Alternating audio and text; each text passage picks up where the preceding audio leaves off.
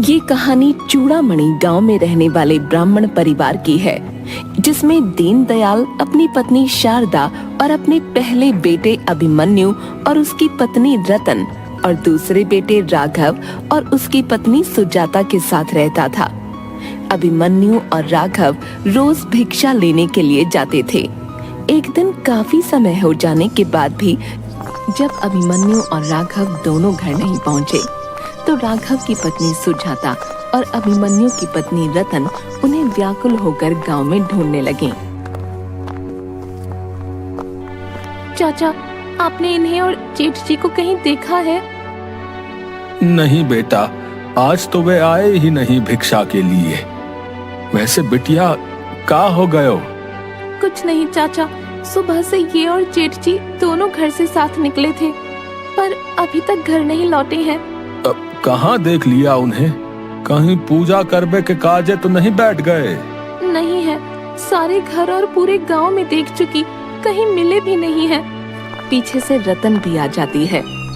सुजाता भाभी, ये दोनों मिले कि नहीं? मुझे तो नहीं मिले। मैंने हर घर गली सब जगह देखा, सबसे पूछ भी लिया, पर कहीं नहीं मिले। ये कहीं चले तो नहीं गए हमसे रूठकर? तभी पास से एक लड़का योगेश आता है। भाभी, आप रो क्यों रही हो?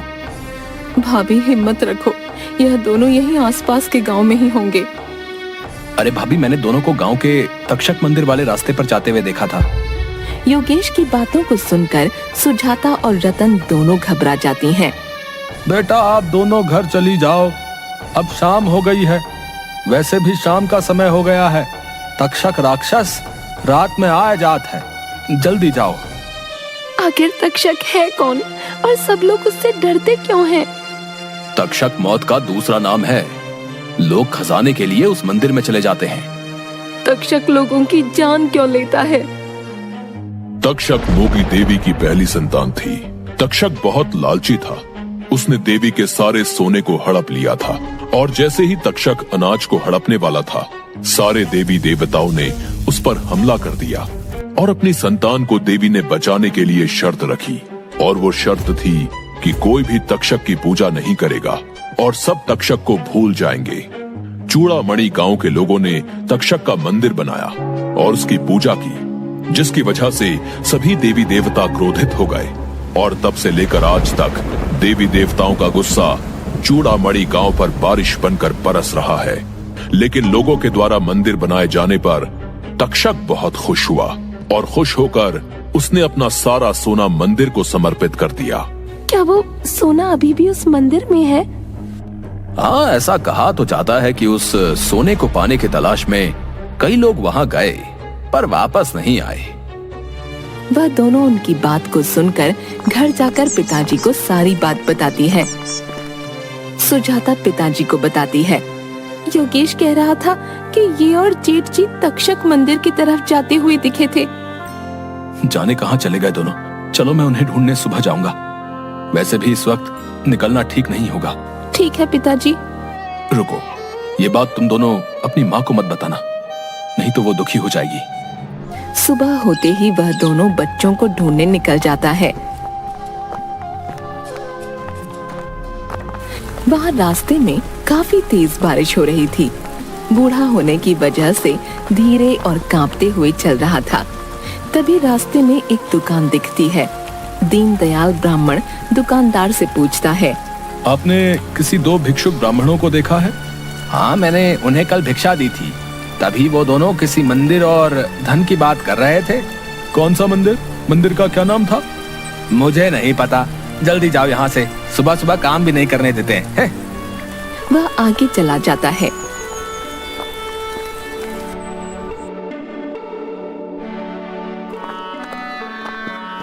वह पूछते पूछते वही आदमी और औरत के घर पहुँचते हैं, जिन्होंने दोनों ब्राह्मण भिक्षुक को वह मंदिर के बारे में बताया था। क्या आपने कोई दो ब्राह्मण भिक्षुकों को देखा है? ब्राह्मण जी, आप पहले अंदर आइए। आइए। हाँ, दोनों परसों के दिन तो आए थे, आज तो नहीं आए हैं। हाँ, ये दोनों इस तक्षक राक्षस की फोटो देखकर पूछने लगे थे। मैंने उन्हें सब कुछ बता दिया। जी अच्छा, अब मैं चलता हूँ। जी ठीक है। दीनदयाल समझ चुका था कि अब उसके बच्चे नहीं बचे होंगे। उसे अपने गुरु की बात याद आई जो उस मंदिर के बारे में बताते हैं। वह कुछ सोचकर घर चला जाता है। घर पहुंचकर पत्नी से कहता है, सुनो, मैं दोनों बच्चों को लेकर 1-2 दिन के लिए बाहर जा रहा हूँ, अपना ध्यान रखना। दीनदयाल अपने झोले में पूजा पाठ का सामान और एक तस्वीर रखकर मंदिर की तरफ चला जाता है। रास्ते में वह अपने गुरु के बताए हुए बातों को याद करते हुए चलता है, बीते हुए समय की गुरुजी की बात को सोचते हुए। गुरुजी, ये तक्षक रक्षक और उसके जो सैनिक हैं, उन्हें हराने का कोई तो रास्ता होगा। हाँ, उसके लिए हमें आटे से बनी गुड़िया चाहिए होगी। इसी के साथ गुरुजी उसे बहुत सारी बातें बताते हैं। वह बातें अभी तक दीनदयाल को याद होती हैं। वह मंदिर में पहुंच जाता है। दीनदयाल जैसे ही अंदर जाता है वैसे ही वहां काला धुआं उठने लगता है, जिससे उसकी नाक में अजीब सी महक भर गई। वह आगे देखता है कि जमीन पर एक सितारा बना हुआ है। उसे इस सितारे के बारे में मालूम था। उस अंधेरे कमरे में वैसे तो कोई नहीं दिख रहा था, पर उसे वहां कई लोगों के होने का एहसास हो रहा था। उसने नजर उठाकर देखा तो छत पर एक साया सा था, जैसे काला धुआं सा वह अजीब आकार ले रहा था। साया बहुत अजीब आवाज कर रहा था। उसने कांपते हुए लालटेन जलाई तो कोई नहीं था। पूरा मंदिर मुर्दा खामोशी से गूंज रहा था। उस धुएं की वजह से उसे भ्रम पैदा हो रहे थे। उसे एकदम से ऐसे लगा कि कोई बर्फ सा ठंडा हाथ उसे पीछे से खरोंच रहा हो। वह तेजी के साथ हड़बड़ाकर पीछे मुड़ा। वहां पर कोई नहीं था। साथ ही मुख्य दरवाजा धड़ाम से बंद हो जाता है। वह तेजी से जाकर खोलने की कोशिश करता, पर कोई फायदा नहीं होता। जैसे ही वह वापस तक्षक की मूर्ति वाले रूम में जाने की कोशिश करता, वैसे ही उसके पैर में कुछ फंस जाता है, जिसके कारण वह गिर जाता है। वह जैसे तैसे उठकर संभलता है। किसी की पीछे से आवाज आती है, अभी तो बहुत कुछ बाकी है, चले जाओ, यहाँ से चले जाओ। दीनदयाल जम जाता है। वह डर रहा था। उसे कई तरह की आवाजें आ रही थीं। उसके सामने एक भेड़िए की शक्ल का इंसानी शरीर वाला एक सैनिक दिखता है। फिर वह छिप जाता है। उसे फिर से आवाज आती है। यह सुनकर वह नहीं जाता। उसे अपने बेटों का चेहरा बार बार दिखाई देता। वो मन मारकर आगे बढ़ने लगता। रास्ते में हड्डियां और मांस उसे दिखाई दे रहे थे।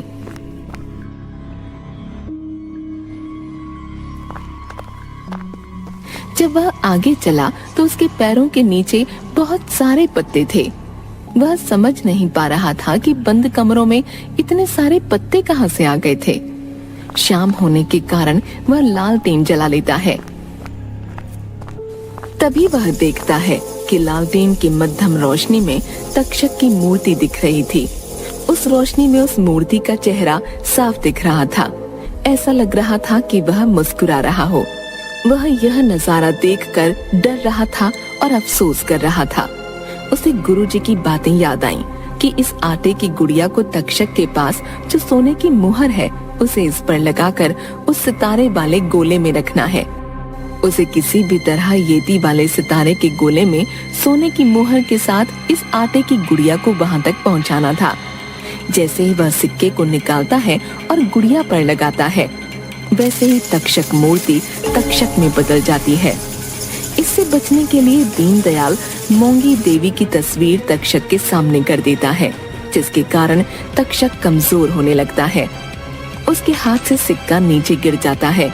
दीनदयाल सिक्का उठाकर भागने लगता है। उसे पकड़ने के लिए सैनिक मानव शरीर पर भेड़िए के चेहरे वाले उसके पीछे लग जाते हैं। जैसे ही सारे सैनिक उसके पीछे आते हैं, वह उसकी थैली में से दूसरी आटे की गुड़िया निकालकर सैनिकों के सामने फेंक देता है। उस अनाज की गुड़िया को वो खाने लगते हैं। साथ ही वह कुछ अन्न के दाने मंत्र पढ़कर सैनिकों पर फेंक देता है। ओम फट एम भाबर भुगी भागनी भागोदरी ओम फट स्वाहा। ओम फट एम भागर भुगी भगनी भागोदरी ओम फट स्वाहा। इसके बाद वह फिर से छुपकर सैनिकों को देखता है तो उन्हें कुछ नहीं होता। तक्षक से बचकर उस सितारे वाले घेरे के पास जाने लगता है। तक्षक जादू से उसके बच्चों की आवाज में बोलने लगता है, पिताजी हमें बचा लो, पिताजी हमें बचा लो, पिताजी हमें बचा लो। यह सुनकर दीनदयाल बैठकर रोने लगता है। उसे बस कैसे भी करके जमीन पर बने सितारे तक पहुंचना था। वह जल्दी से जाकर उस आटे की गुड़िया को रख तो देता है, पर किसी को कुछ भी नहीं होता। वह सारी चीजें कर चुका होता है जो उसके गुरुजी ने बताई थीं। वह बड़ी सोच में पड़ जाता है। इतने में तक्षक के सैनिक उसे पकड़ लेते हैं, पर उसका कुछ बिगाड़ नहीं पाते। उसके पीछे का एक कारण यह था कि वह गुड़िया और सिक्का उस सितारे के बीच में रखे होते हैं। जो सितारे के बीच में सिक्का और अन्न की गुड़िया को रखता है, वही व्यक्ति उसे बाहर निकाल पाता है। इससे क्रोध में आकर तक्षक तोड़ फोड़ करने लगता है। मंदिर में सभी जगह वो तोड़ फोड़ करता है, खासकर एक जगह को छोड़कर। इस पर पहले तो दीनदयाल का ध्यान नहीं जाता, पर उसकी नजर एकदम से उस जगह जाती है जहाँ जरा सा भी तोड़ फोड़ नहीं होती। वह जगह बिल्कुल साफ होती है। तभी चालाकी से साफ वाली जगह पर वह खड़ा होकर वहाँ जो छोटी छोटी आटे की गुड़ियाओं को तोड़ने लगता है। उसमें तक्षक के सैनिकों की जान होती है। वह सारे सैनिक मारे जाते हैं, जिससे तक्षक और गुस्सा होने लगता है। जिसके बाद वह दीनदयाल को मारने के लिए हाथ उठाता है, पर उसे मार नहीं पाता, क्योंकि एक तो वह सिक्का और दूसरा यह खंभा जिससे दीनदयाल चिपका हुआ था। तभी वह मोंगा देवी का आह्वान करता है, जिससे वह देवी प्रकट हो जाती है। तभी दीनदयाल को गुरुजी की एक महत्वपूर्ण बात याद आती है। मोंगा देवी और तक्षक के बीच बात होने लगती है। इसी बीच दीनदयाल जाकर जिस जगह तक्षक की मूर्ति रखी हुई थी, उस जगह से तलवार निकाल लेता है। बेटा तक्षक, यह तुमने और तुम्हारी सेना ने कितने बेकसूरों को मारा है, इसके लिए मैं तुम्हें माफ नहीं करूंगी। तुम मेरा कुछ नहीं बिगाड़ सकती हो। दोनों में युद्ध होने लगा। इसी बीच दीनदयाल उस तलवार से उस गुड़िया और उस सिक्के के 2 टुकड़े कर देता है, जिससे तक्षक की हार हो जाती है। मोंगा देवी दीनदयाल की तरफ देखते हुए, प्रणाम माता, मैं मेरे गुरु से प्राप्त मंत्र से आपके दर्शन प्राप्त कर धन्य हुआ। बेटा, तुमने मेरा आह्वान कर मेरी भक्ति कर मुझे प्रसन्न किया। मेरे पुत्र को इस राक्षस योनि से मेरे द्वारा मुक्त करवाया है। साथ ही इस गांव को देवी देवताओं के श्राप से मुक्त करवा दिया है। बताओ तुम्हें क्या चाहिए? आपके दर्शन प्राप्त कर धन्य हुआ। माँ, मुझे मेरे दोनों बच्चे वापस दे दीजिए। मैं उनके बिना नहीं जी सकता। साथ ही इस धन को भी आप वापस अपने साथ ले जाइए। इतना कहकर दीनदयाल चुप होकर आंखें बंद कर लेता है। तथास्तु, सुखी रहो और धन्य धान से फलो और फूलो। इतना कहते ही दीनदयाल आंखें खोलता है और पाता है कि वह मंदिर के बाहर खड़ा है और लोग जो उस धन के लालच में अंदर मारे गए थे, वह सभी जीवित होकर वापस बाहर आने लगे थे। उनमें उसके दोनों बेटे अभिमन्यु और राघव भी आते हुए दिखते हैं। दोनों पिता को गले लगाते हैं।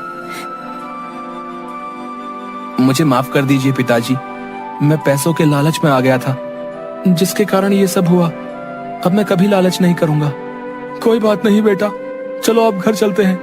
माँ तुम्हारा रास्ता देख रही होगी। तीनों मिलकर अपने घर चले जाते हैं। घर पहुंचने के बाद वो देखते हैं कि वहाँ झोपड़ी की जगह एक हवेली बनी हुई थी। दीनदयाल देखता है कि उसमें से उसकी पत्नी व दोनों बहुएं आती हैं। ये क्या है? हमारा घर कहाँ है? यह देवी के चमत्कार से हुआ है।